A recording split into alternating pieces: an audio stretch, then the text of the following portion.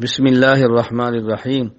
اہل سنت والجماعت کا عقیدہ کہ اللہ تعالیٰ اپنی ذات اور صفات یعنی علم اور قدرت کے اعتبار سے ہر جگہ پر ہیں، اس کے خلاف کچھ عقلی اعتراضات پیش کیے جاتے ہیں۔ تیسرا اعتراض یہ ہے کہ اگر اللہ تعالیٰ ہر جگہ پر ہے تو اللہ تعالیٰ کی طرف نسبت کرنے کے لیے عموماً اوپر ہی کی طرف پھر اشارہ کیوں کیا جاتا ہے؟ تو اللہ تعالیٰ کی طرف نسبت کرنے کے لیے اوپر اشارہ کرنا اس بات کی دلیل ہے کہ اللہ تعالیٰ عرش پر ہے۔ جواب ذہن نشین فرما لیں۔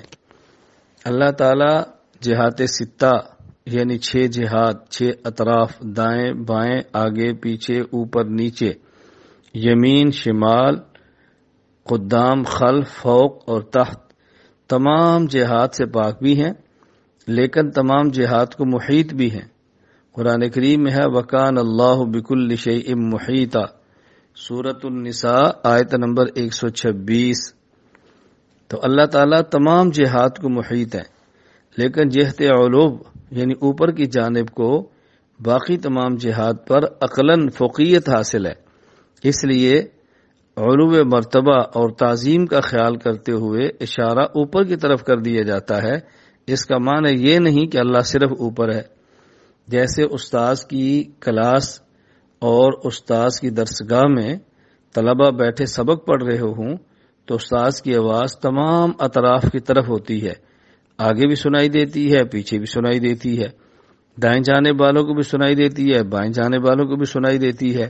لیکن ادب کا تقاضا یہ نہیں ہوتا کہ استاذ کے پیچھے بیٹھ کر سبق سنا جائے کہ آواز تو آ رہی ہے، بلکہ ادب کا تقاضا ہے کہ استاذ کے سامنے بیٹھ کر بات کو سنا جائے۔